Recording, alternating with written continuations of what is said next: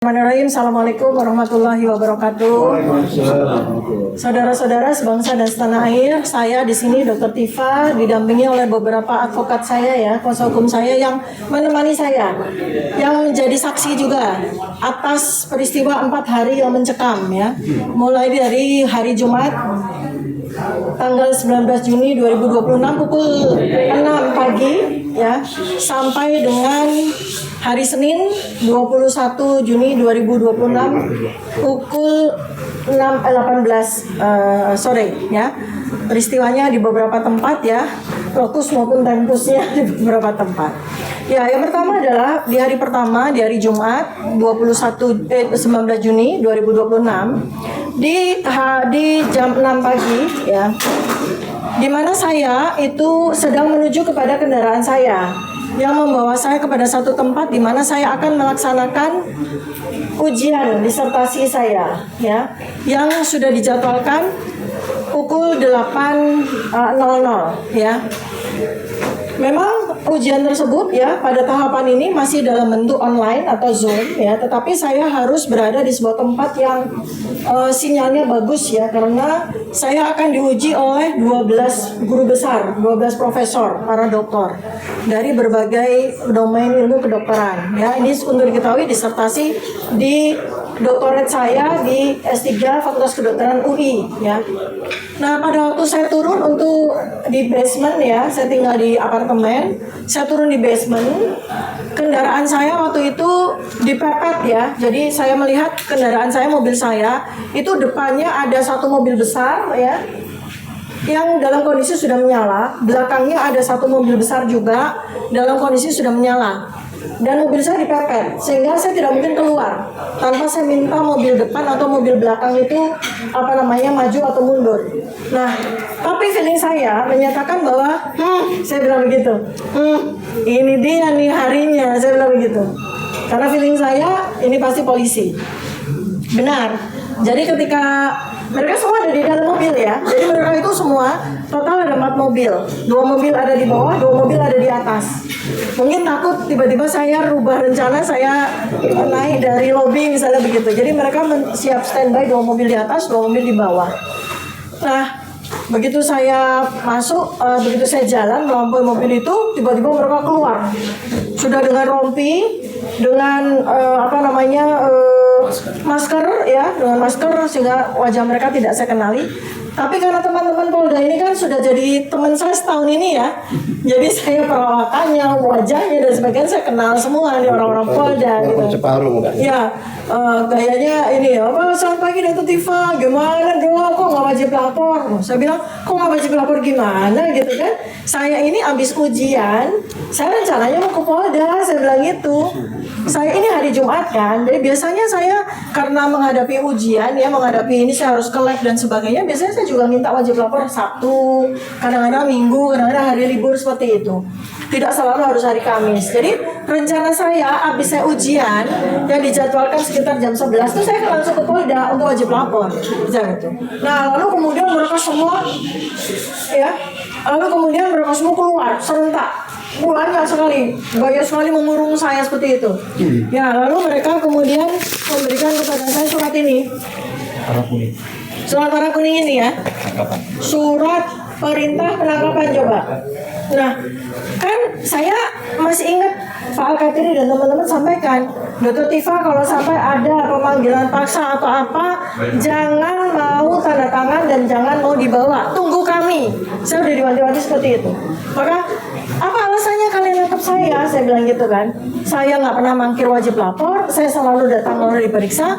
Iya, ini perintah, kalau nggak bisa jawab. Akhirnya kemudian mereka bilang bahwa ini perintah atasan, begitu ya. Pokoknya Dr. Tifa harus dibawa. Nah, disitulah negosiasi. Kalau saya ini mau ujian, gimana tanggung jawab kalian? Saya mau ujian. Udah gini aja dong. Saya mau ikut kalian, tapi dengan catatan saya harus dapat fasilitas tempat untuk saya ujian di sana. Udah dong, nanti kita putuskan, kita akan pergi dulu. Oh, nggak bisa. Kalian harus pastikan dulu kepada saya di sini bahwa saya tetap bisa ujian jam 8. kalian pastikan dulu. Terus mereka membuka sebentar, baiklah dok, kami nanti ini. Pokoknya yang penting dokter Tifa ikut kami. Jadi singkat cerita saya dibawa, sama anak-anak saya juga dibawa. Seperti itu. Lalu di mobil saya sampaikan, saya tidak punya waktu banyak, ini sudah 7:30, saya minta disiapkan ruangan, saya juga minta anak saya mendampingi saya untuk moral saya, karena saya ujian di tengah-tengah penangkapan kalian, saya juga minta asisten saya untuk dihadirkan, ya, untuk mencatat segala sesuatu yang terjadi, untuk melakukan antisipasi tertentu, komunikasi dengan fakultas, komunikasi dengan para penguji dan sebagainya, karena saya dalam keadaan seperti ini. Nah, kemudian saya dibawa ke Polda. Alhamdulillah saya diberikan kesempatan ya, ini saya appreciate ya dengan teman-teman dari unit 5 ya, saya appreciate kalian baik dengan saya, memberikan kesempatan kepada saya untuk ujian dengan baik di sebuah ruangan khusus, tetapi ya itu dikelilingi oleh polisi juga.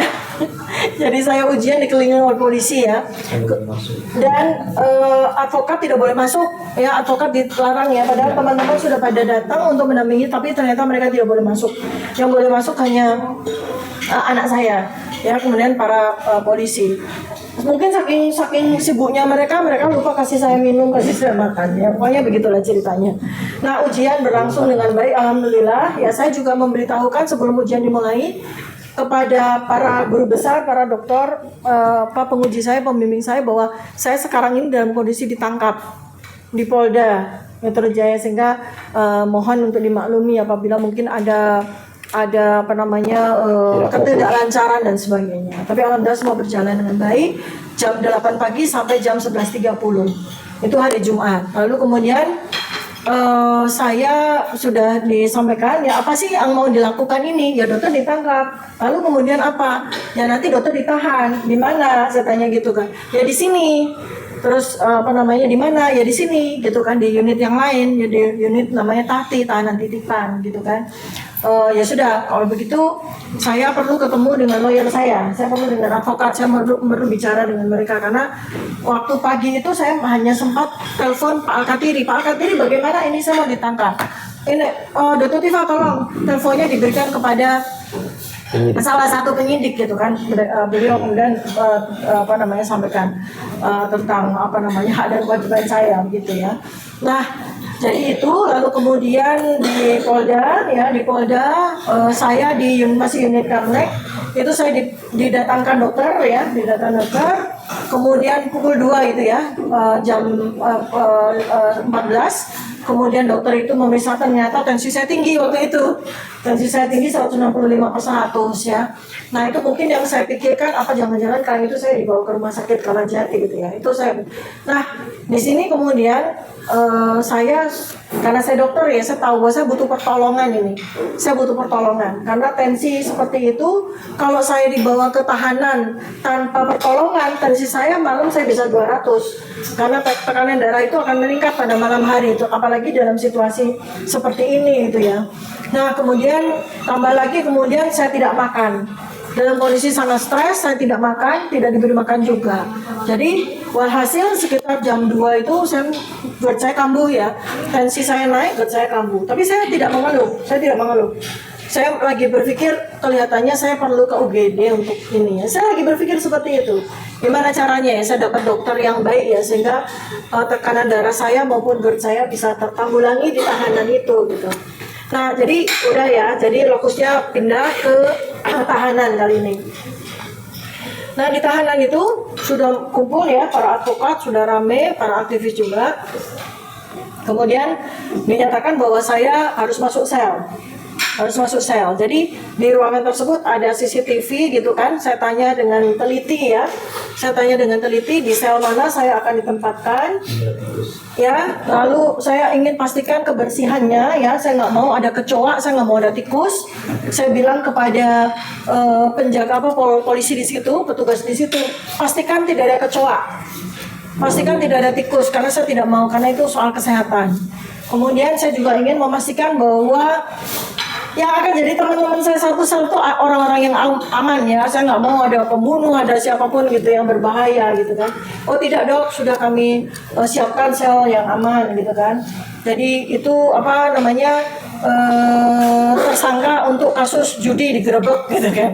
Oke, perempuan-perempuan 5 orang. Oke, baik, aman dok, kami akan amankan. Oke, baik, lalu kemudian saya masuk ya, singkat cerita saya masuk ke sel. Nah, udah mulai berusaha untuk beradaptasi di sel ya. Jadi saya waktu udah jadi tahanan, udah sel, pakai baju orange, disuruh ganti.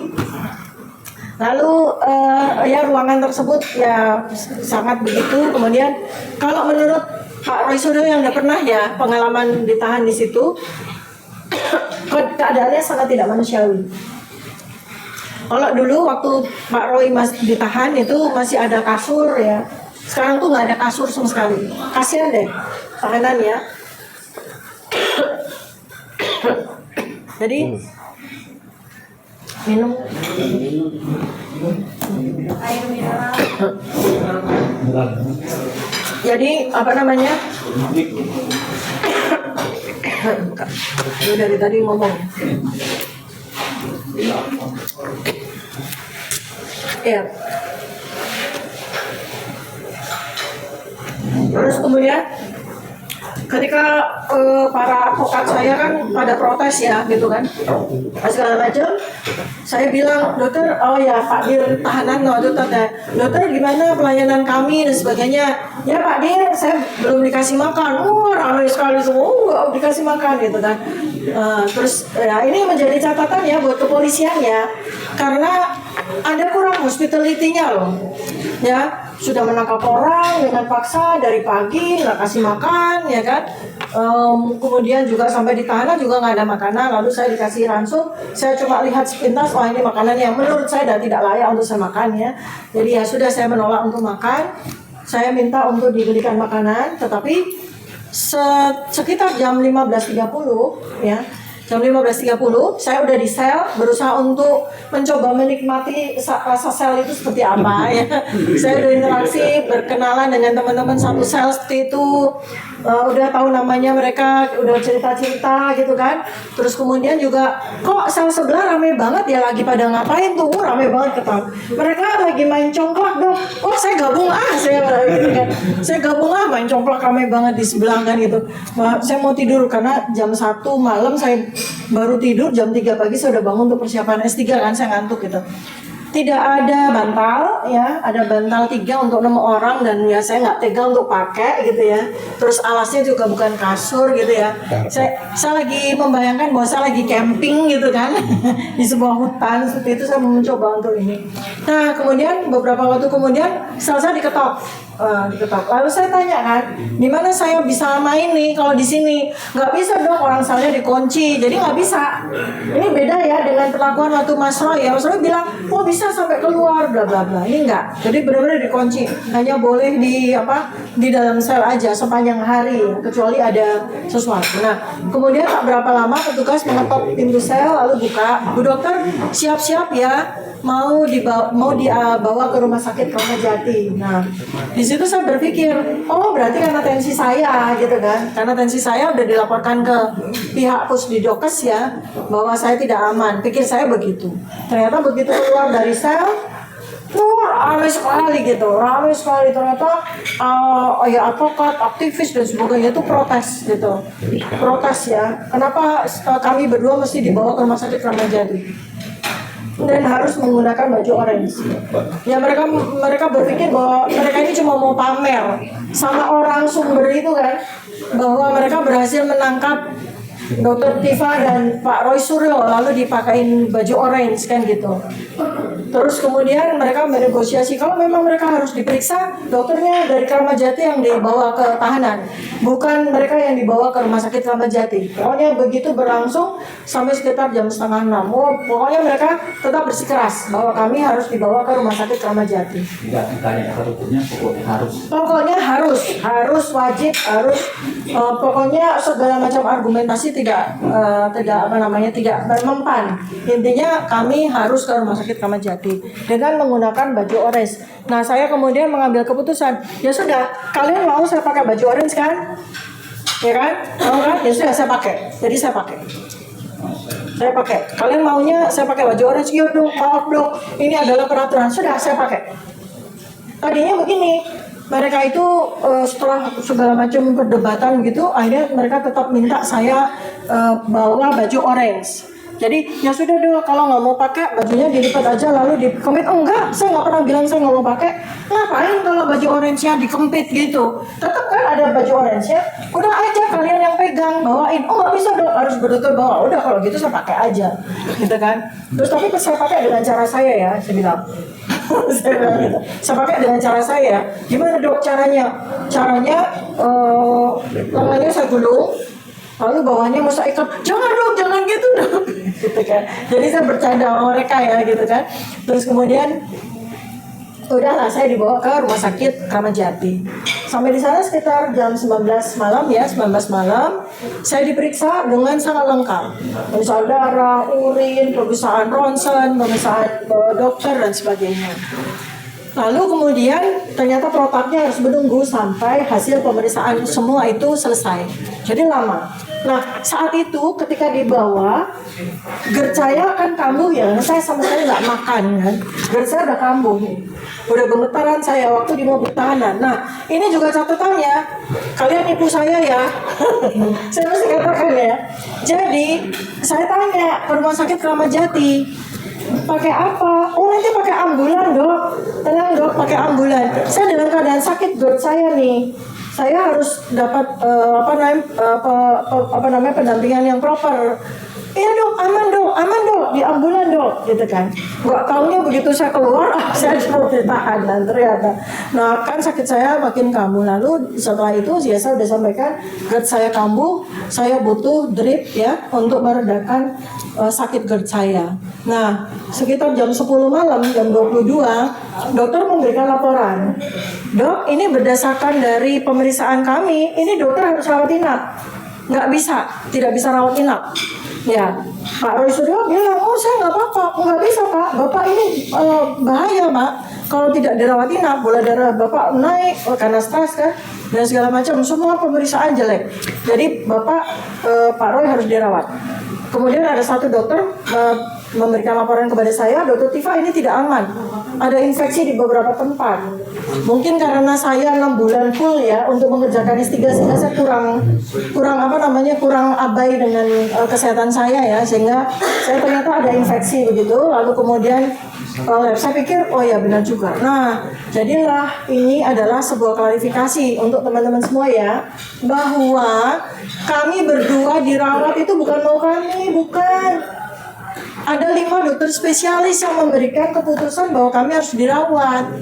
Jadi ini bukan sama sekali bukan mau kami, bukan rekayasa. Nggak bisa kita merekayasa hasil laboratorium, nggak bisa kita merekayasa hasil labnya buruk atau apapun, ronsennya tiba-tiba jelek, nggak ada. Itu semua adalah hasil dari assessment dari para dokter di situ di Rumah Sakit Polri Kramat Jati. Nah, adapun saya sendiri sudah siap kok, saya pulang asalkan yang penting saya hanya minta untuk drip untuk menyembuhkan GERD saya aja sebetulnya. Saya siap aja kalau mau pulang. Ternyata mau pulang ke tahanan maksudnya kesal saya mau main coklat kan gitu. Nah ternyata malah saya diminta untuk dirawat. Ya jadilah saya dirawat. Nah pada saat dirawat ya seperti kita tahu ya, orang kalau masuk rumah sakit itu kan jadi berasa kalau sakit kan. Ya wah ya ternyata saya sakit bener ya. Waduh badan saya udah gak karu-karuan ya. Dan akhirnya saya diberikan pertolongan, diinfus, diberikan obat. Dan ada 5 dokter spesialis yang diberikan untuk merawat saya. 5 dokter spesialis. Dokter jantung, ya, dokter penyakit dalam, dokter paru, kemudian psikolog, ya, kemudian dokter paru juga ya. Pokoknya ada 5 dokter spesialis yang merawat saya dengan baik di situ. Ada chiefnya ya, jadi tim. Dokter Tifa kami rawat dengan tim ya, karena ada beberapa masalah kesehatan. Nah, jadi itu yang terjadi pada hari pertama. Saya cerita saya di Opnam, dirawat dengan baik ya, dengan baik dengan ini. Tapi ditahan ya, teman-teman ya. Jadi tetap kamar saya dipenuhi polisi. Kamar saya dipenuhi polisi, di luar juga penuh dengan polisi, ya di bawah juga penuh dengan polisi. Jadi memang saya tahanan, bukan pasien rumah sakit biasa gitu. Sehingga untuk besuk juga dibatasi sekali dan sebagainya. Seperti itu ya. Jadi pada waktu hari Sabtu ya, kemudian saya ceritakan pengalaman di rumah sakit ya. Ya sudah, saya menjadi pasien rumah sakit. dirawat dengan baik ya. Tapi saya tetap tidak boleh pegang handphone, tidak boleh pegang laptop. Pokoknya saya tetap menjadi tahanan. Karena saya harus ujian lagi kan, saya ujian yang kedua sebelum final promosi ya, saya belajar semampu saya ya. Alhamdulillah diizinkan ya. Jadi saya masih bawa kertas-kertas naskah-naskah disertasi saya, sambil saya tiduran saya baca. Ya memang tidak boleh untuk pegang laptop, untuk pegang HP nggak boleh ya. Jadi saya baca dan alhamdulillah juga ya lumayan lah masih bisa baca. Itu hari Sabtu. Ya. Kemudian hari Minggu. Nah, inilah peristiwa dramatis yang berikutnya terjadi ya. Jadi, menurut dokter, kondisi saya harus diberikan antibiotik by infus. Ya. Nah, itu 5 hari. Nah, berarti dokter akan mengizinkan saya pulang itu sekitar hari Selasa atau Rabu. Ya, karena saya harus lengkap. Dan kondisi saya memang tidak memungkinkan saya dirawat 2 malam. Ya. Nah, ya sudah, kalau begitu mereka sudah sampaikan, ya dokter di sana sudah sampaikan bahwa dokter Tifa perlu perawatan setidak-tidaknya 5 hari, seperti itu. Nah, kemudian saya tanyakan, nah mereka mungkin juga rapat dan sebagainya ya, gimana? Akhirnya diputuskan bahwa saya akan pelimpahan di rumah sakit. Saya akan berlimpahan di rumah sakit. Jadi kejaksaan akan datang, lalu saya dilimpahkan dari rumah sakit itu, gitu kan. Nah itu skenario yang saya dengar pertama. Ya sudah, saya dirawat. Saya masih diberikan obat tidur ya setiap malam ya. Jadi jam 9 itu saya sudah disuntik obat tidur, obat penenang. Jadi saya tidur. Nah hari Minggu malam ya, hari Minggu malam berarti itu Jumat malam, Sabtu malam ya, Sabtu malam, Minggu malam, hari ketiga. Pada saat saya sudah diberikan obat penenang, obat tidur, tiba-tiba saya dibangunkan. Dan ternyata begitu saya bangun udah ramai sekali. Itu jam 22 malam. Ya, keluarga saya berbisik kepada saya, ya, mami mesti siap karena mau dibawa lagi ke Polda ke tahanan. Saya kan masih begini kan, karena dibawa pengaruh obat tidur kan. Kenapa gitu? Ya, karena Polda maunya mami harus ketahanan lagi gitu kan. Oh, gitu kan. Terus kenapa begitu? Ya udah. Nah, di situ ternyata di luar para advokat ya, mereka ramai sekali ya seperti itu. Nah, jadi itu perlu diketahui ya untuk kepolisian juga, bahwa kalau di rumah sakit itu berlaku undang-undang kesehatan.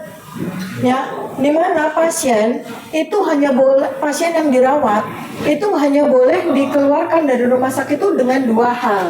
Pertama adalah pasien sudah sembuh. Ya, pasien sudah sembuh dan yang menyatakan pasien bisa keluar dari rumah sakit itu adalah dokternya. Ya, bukan atas permintaan dari pihak lain atau institusi lain. Kedua adalah pulang paksa. Pulang paksa itu pasien yang nggak mau dirawat lanjutan.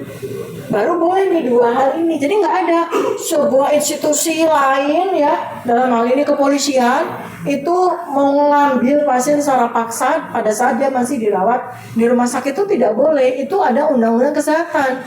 Dan kalau ini tidak dipahami dengan baik, pada kesempatan yang lain atau ada peristiwa yang lain, polisi bisa dituntut atas nama undang-undang kesehatan ya. Dan ini sama sekali melanggar hak asasi manusia. Apalagi Pak Roy Suryo waktu itu tensinya naik sekali, gula darahnya naik, sangat tidak manusiawi apabila dua pasien dalam kondisi yang sedang masih jauh dari sehat dibawa dengan paksa seperti itu di malam hari. Apa sih artinya kalau menunggu besok pagi? Apa bedanya?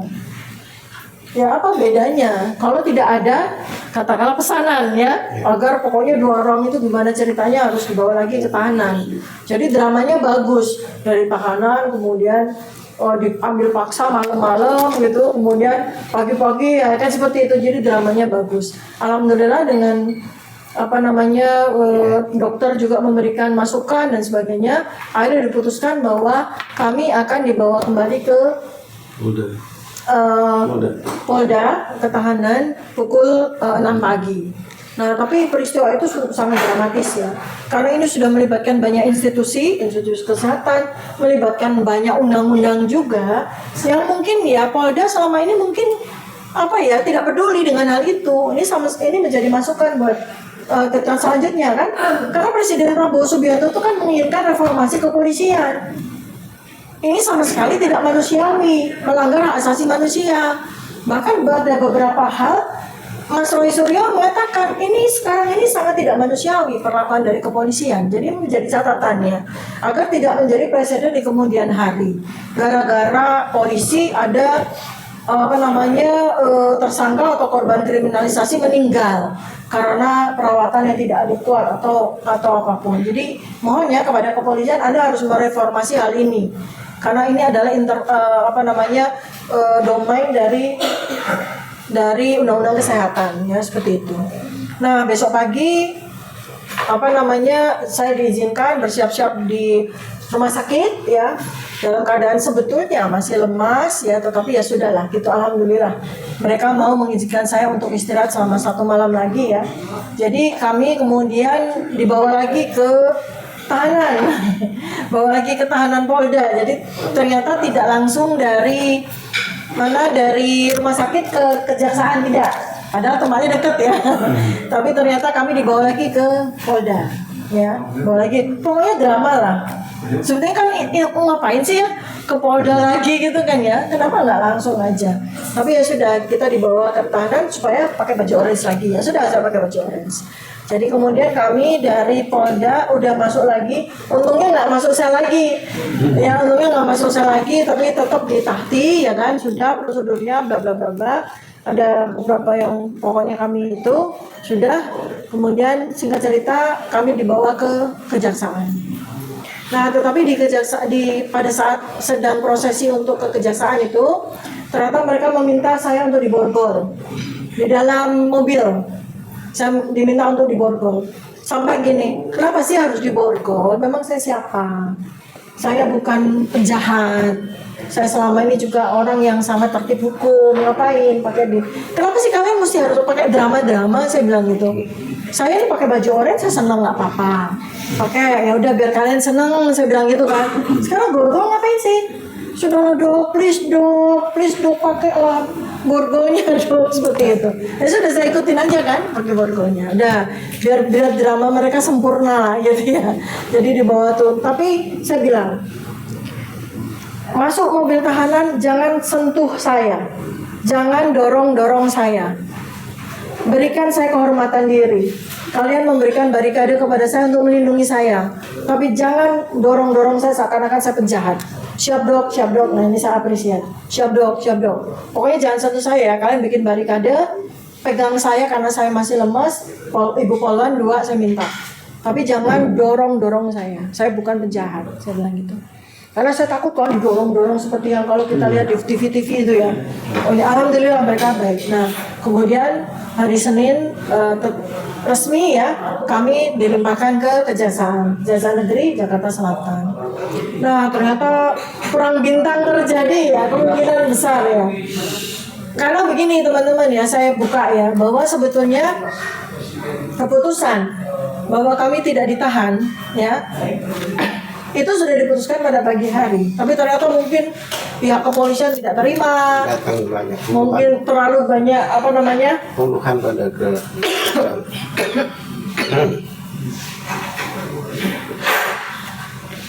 terlalu banyak pesanan dan sebagainya.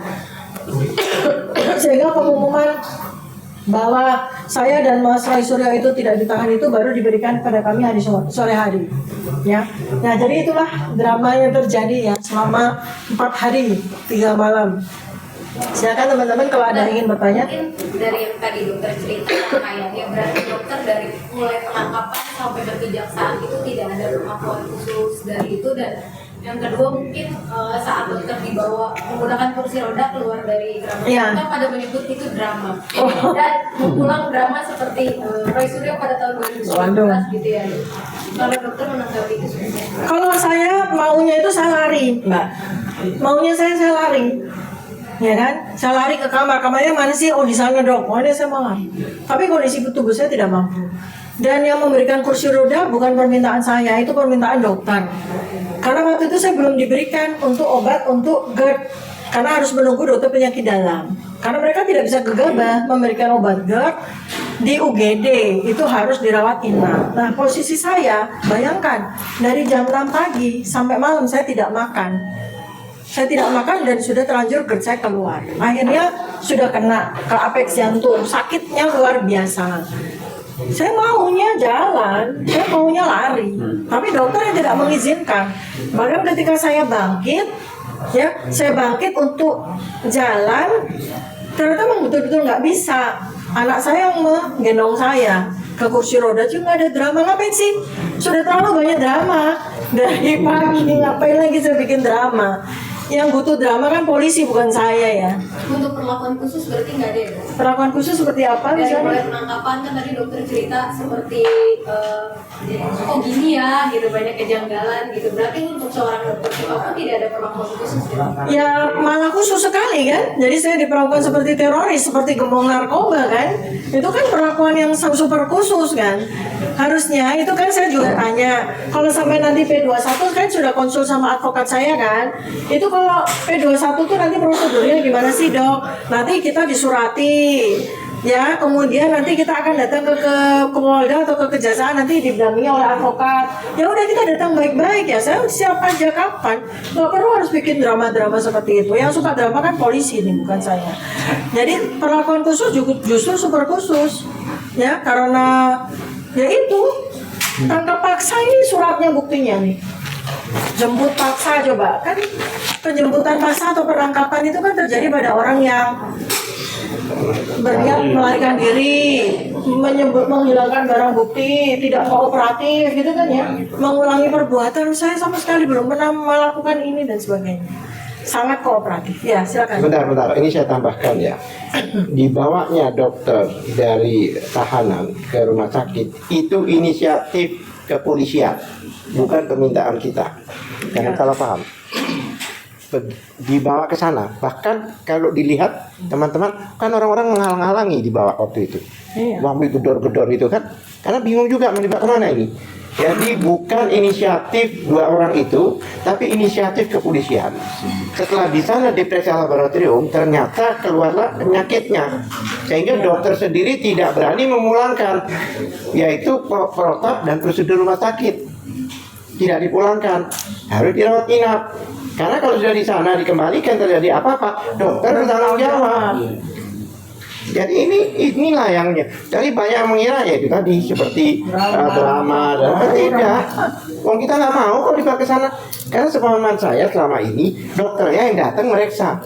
Dan ini kok tiba-tiba dibawa, sudah disiapin mobil di depan. Ya kan, tiba-tiba dibawa, bahkan tidak paham dan orang-orang pun menghalang-halangi itu mobil supaya tidak jalan. Itu jadi tolong tekankan, bukan inisiatif dua orang itu, tapi inisiatif kepolisian membawa ke rumah sakit. Dan Ya. di sana dinyatakan tidak boleh dipulangkan, standar dari rumah sakit itu. Ya. Tambahin ya. Memang enak dirawat di rumah sakit. Saya tuh 3 hari sekali, sehari 3 kali tuh ditusuk loh, diambil darah loh. Memang enak dikiranya. Nggak enak. Nggak enak sama sekali. Jadi sangat tidak nyaman menjadi orang sakit itu ya. Siapa juga yang mau sakit ya? Ya kan gitu loh. Ya. Ada pertanyaan? Ya. Assalamualaikum warahmatullahi wabarakatuh. Waalaikumsalam warahmatullahi wabarakatuh. Saya Yadi dari Popol WTP. Saya mendengarkan cerita tadi dari Bapak Dewa. Saya tidak menangkap bagaimana perlawanan dari advokat, dari penasihat hukum Dr. Tifa, yang mungkin belum diceritakan. Saya akan membandingkan ketika sekali lagi satu lagi bahwa ini kan menyangkut hak asasi, apalagi dengan penangkapan yang tidak prosedur, ditangkap di tengah jalan, terus kemudian juga belum ada pemberitahuan sebagaimana prosedur hukum yang berlaku. Terus saya juga ingin tanya, selama Dr. Tifa di dalam tahanan baik di Polda maupun di rumah sakit, apakah ada kehadiran dari Komnas HAM? Karena bagaimanapun juga ini adalah wilayah Komnas HAM. Ketika kita menengok pada zaman Soeharto, ya kan? Waktu zaman Soeharto ada beberapa aktivis yang ditangkap. Itu Komnas HAM yang dipimpin oleh Ali Said itu datang meninjau apakah di sini ada pelanggaran HAM.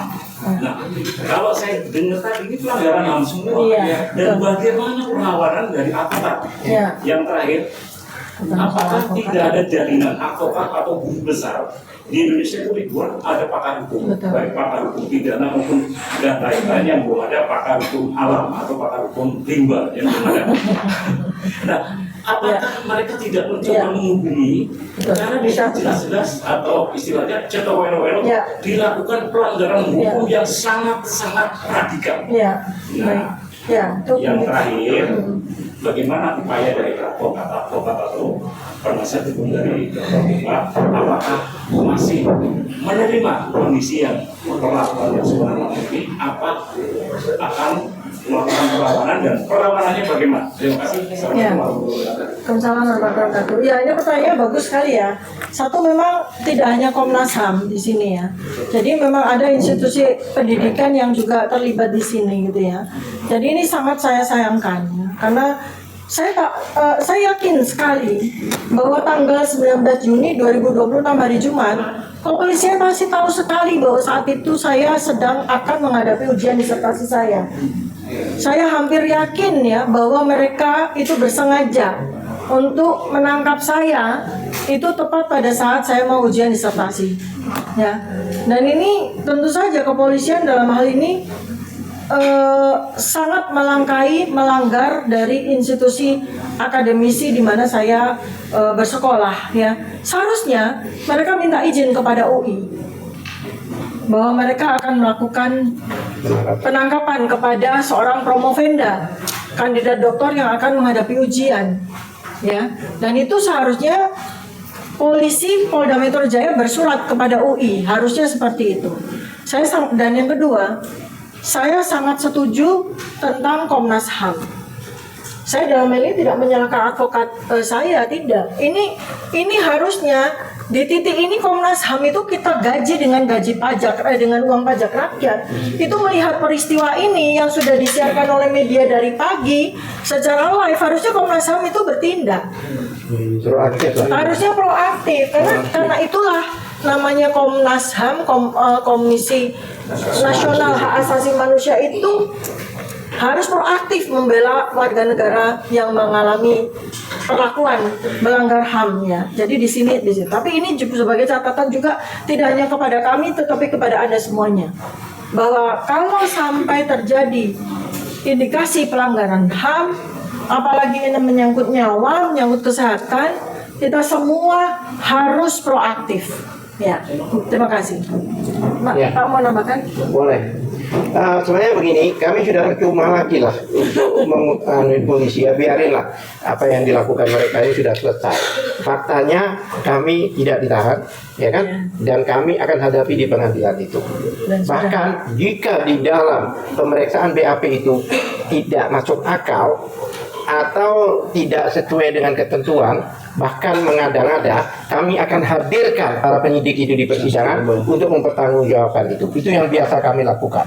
Dan menurut KUHP baru pasal 23 ayat 7 kalau dilihat ya kan, pasal 23 ayat 7 menyatakan bahwa bahkan penyidik ini ya jika melakukan di luar kewenangannya, di luar SOP-nya, protapnya, maka bisa dituntut, bahkan bisa dilaporkan pidana. Jika itu kami temukan, kami akan laporkan mereka. Itu yang akan kami lakukan. Jadi kami nggak masalahkan yang belakang. Faktanya kami sudah jaksa lebih sangat kooperatif, dan kami juga kooperatif dan profesional. Dalam hal ini saya respect dengan JPU. Ya, tapi persoalannya ini kan yang kita hadapi ini kan bukan sekedar biasa-biasa saja ya kan. Artinya kalau misalkan dari pihak yang tersangka itu tidak melakukan perlawanan yang sangat maksimal, ini kan mereka sangat senang, mereka memainkan drama tadi, dan mereka udah unggul. Karena apa? Unggulnya di sana adalah perang informasi, perang narasi.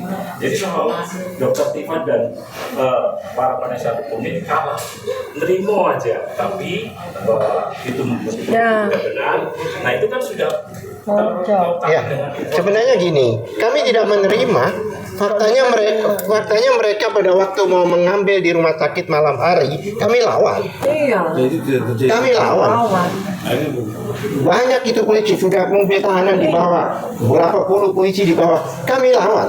Kami bilang kami bukan swasta, kami juga penegak hukum juga. Kami katakan, kayak lain kalau kami punya hak untuk melindungi klien kami. Jadi kami karena pelanggaran hukum, pelanggaran undang-undang kesehatan di situ, karena tidak ada aturan boleh memulangkan pasien malam hari. Hanya mereka tidak argumentasi dengan kita karena kita juga lawan dan sebagainya, ya kan? Karena itu hak kami untuk melindungi klien kami, maka pulang juga mereka. Kami lawan itu, bukan enggak. Kalau enggak pulang mereka. Karena mereka maksa mau bawa 2 orang ini malam hari. Iya. Padahal apa urgensinya itu loh pertanyaan Ada saya. urgensi. Hanya beberapa jam. Iya. Ada apa ini? Ada apa ini? Nah itu kan menimbulkan big question mark. Ya kan? Tapi kami akan hadapi mereka dan kami akan minta pertanggungjawabannya pada saat persidangan nanti. Ya. Ya, tadi yang belum dijawab Apa itu? jaringan para pakar hukum yang Kalau pakar hukum semua, mana ada pakar hukum yang benar ya?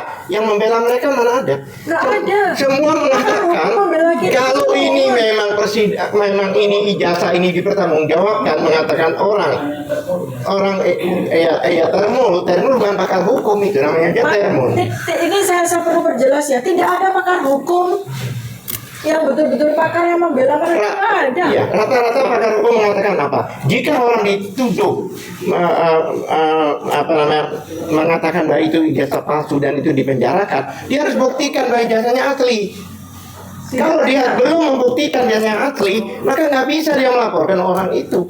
Apalagi yang diuji orang ini adalah ijazah publik, Iya, yang mana dilindungi oleh Undang-Undang Dasar maupun Undang-Undang KIP. saya rasa semua pakar hukum yang betul-betul pakar itu tidak ada satupun yang membela. Mahfud MD ngomong apa? Iya. Coba. Polda Seno ngomong apa? Yang lain-lain ngomong apa?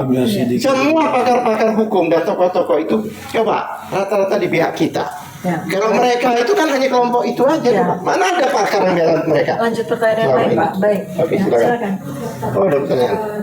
Dari penyidik yang menangkap itu kan juga bilang menanyakan soal wajib lapor dan sebagainya, kan biasanya bersama saya itu udah wajib lapor itu biasanya di hari Kamis. Ya. Apakah memang karena sibuk siapan untuk sidang itu atau lebih sih waktu Ya, saya rasa itu alasan yang memang dibuat-buat oleh mereka. Itu dari waktu saya di bawah di basement parkiran mobil saya itu alasan mereka kenapa menangkap saya. Padahal yang namanya wajib lapor itu sudah kami lakukan dengan sangat tertib. Dan saya karena memang dalam 3 bulan terakhir ini itu harus masuk lab, harus betul-betul mempersiapkan menyelesaikan disertasi saya gitu. Saya memang tidak selalu hari Kamis. Dan itu sudah dikomunikasikan dari sejak awal kepada penyidik dan mereka oke saja. Jadi Lalu komunikasi. selalu komunikasi bahwa saya tidak bisa hari Kamis. Bahkan untuk diketahui semua ya, saya itu sampai hari Sabtu ya, hari libur itu karena saya memang bisanya keluar itu hari libur, bisanya wajib lapor hari libur, mereka siapkan, tidak ada masalah. Bahkan bahkan pada saat ada hari Paskah, ada hari libur besar, itu saya tetap wajib lapor. Bahkan tahun baru ya, libur Natal, tahun baru itu kan, itu saya tetap wajib lapor. Jadi itu alasan yang dibuat-buat oleh penyidik ya, karena mereka tidak punya alasan untuk melakukan penangkapan paksa seperti yang terjadi itu ya. Tapi sebelum ditangkap itu terakhir kali wajib lapor itu di tanggal berapa? Baru aja hari Jumat yang sebelumnya baru saja. Lalu saya sudah rencana dan saya juga udah sampaikan, mohon maaf Pak, karena hari Jumat ini saya ujian ya, jadi mohon maaf tidak bisa melaksanakan wajib lapor di hari yang ditentukan. Tapi saya udah bilang kepada salah satu lawyer saya yang berhubungan dengan penyidik, habis ujian ini saya ke Polda, udah saya siapkan begitu. Iya, dan mereka selama ini fine-fine aja, oke aja, nggak ada masalah. Tidak pernah mangkir ya, tidak pernah mangkir. Kalau hari Kamis saya nggak bisa, hari Sabtu saya minta untuk Polda sepi libur, saya wajib lapor. Coba bayangkan, 7 bulan saya lakukan itu. Ya. Ada lagi pertanyaan? Ada lagi kawan? Enggak. Baik, cukup ya. Baik, demikian teman-teman, terima kasih banyak. Jadi itu adalah 4 hari mencekam yang dialami oleh Dr. Tifa dan Pak Roy Suryo ya. Dengan cerita kami masing-masing ya. Semua drama itu drama polisi, bukan drama yang kami lakukan ya. Ya, insya Allah mudah-mudahan kita semua tidak ada lagi peristiwa seperti sama seperti yang kami alami ya. Mudah-mudahan ke depan polisi lebih profesional. Baik. Terima kasih banyak. Assalamualaikum warahmatullahi wabarakatuh.